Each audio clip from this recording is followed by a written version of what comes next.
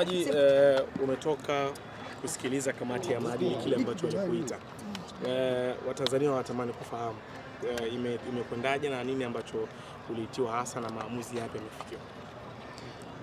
Imekwendaje? Maamuzi yaliyofikiwa yote hayapo kwenye maeneo yangu ya kuzungumza.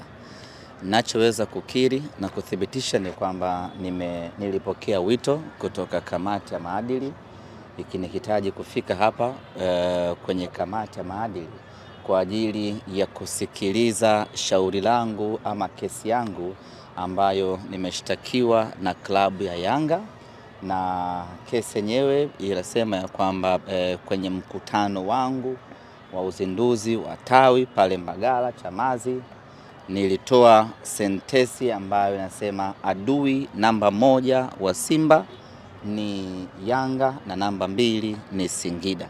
Kwa hiyo wao wamechukua hiyo kuwa ndio kesi, na ipo tafsiri ya wao ambayo wametafsiri maneno hayo na kawaileta kwenye kamati ya maadili, na leo kamati ya maadili imetusikiliza pande zote mbili, kila mmoja amewasilisha ushahidi wake. Kwa hiyo tunachosubiri sasa ni kamati kukaa na kupitia mawasilisho ya pande zote mbili, na baada hapo watoe hukumu kulingana na kanuni na sheria na miongozo ya mpira wa miguu. Hicho ndicho ambacho nipo kwenye capacity ya kuzungumza, lakini zaidi ya hapo siwezi kusema kitu kingine chochote kwa sababu kesi bado ipo kwenye kamati husika.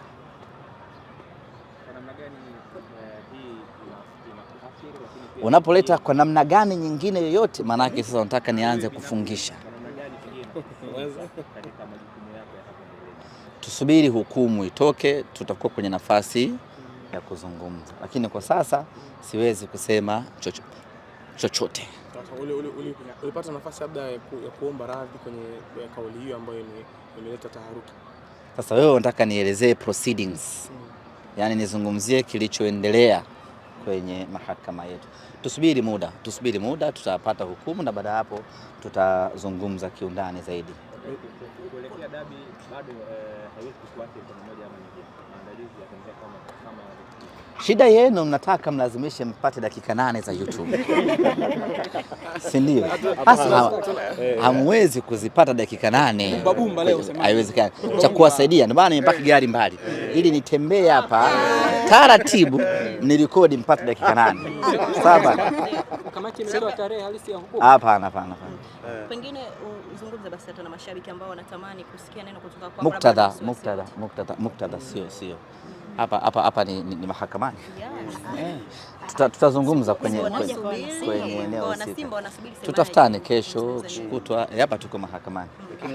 Kulikuwa kuna hofu labda ili shauri inaweza kusababisha labda kupelekea kufungiwa labda kwa muda fulani. Hakuna hofu kama hiyo ambayo umeipata hapo kwa daraja? Unataka nizungumzie hukumu Diego?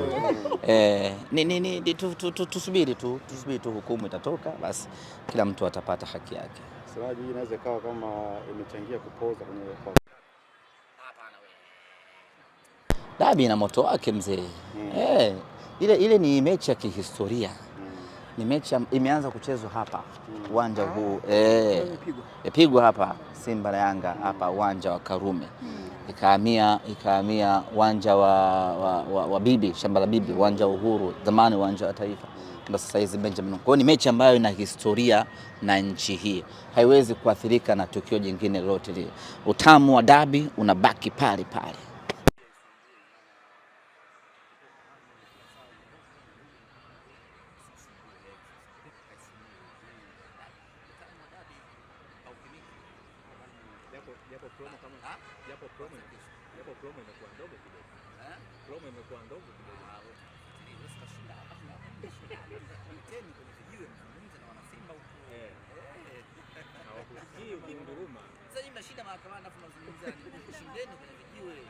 Huko watu wamechachamaa huko kwenye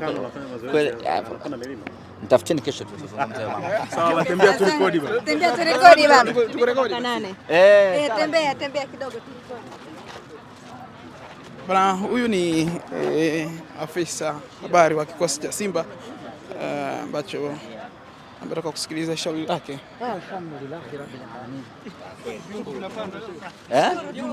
Lazima mshukuru Mungu. Vinapanda. Leo ya ngapi? Ya 10 na ngapi? Ni mdogo dakika tatu. Tutajaza kweli? Bwana harusi. Msifie basi sasa mpanzo kidogo. Volcano. Taizungumzia tu. Msifie hata mpanzo kidogo. Ngoja tutoke mahakamani. Mahakamani watu hawahojiwi. Hata hivyo nimewafanyia fair tu. Ningetoka pale buyu mzee. Kimya. Kwa sababu ni meneja wa habari na mawasiliano wa kikosi cha Simba Ahmed Ali, ambaye sasa hivi amemaliza kusikiliza shauri lake kutoka hapo kwenye kamati ya nidhamu ya TFF. Kama ambavyo wanashuhudia muda huu anaondoka hapa, wakati huu ameshatoka kutoka kusikiliza shauri lake kwenye kamati ya nidhamu na sheria ya TFF.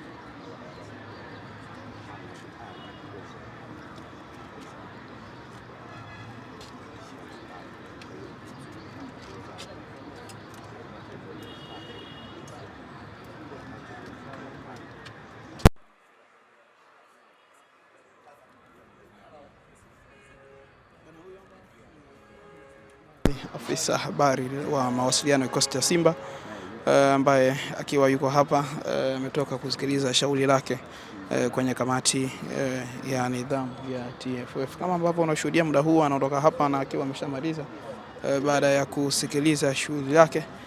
Muda huu Tigaro natamani kusikia Neftali hapo. Kidogo tu bwana. Katika sehemu nzuri tupate mwanga. Hivi kwa hivi. Sheria yangu mnamwacha wapi?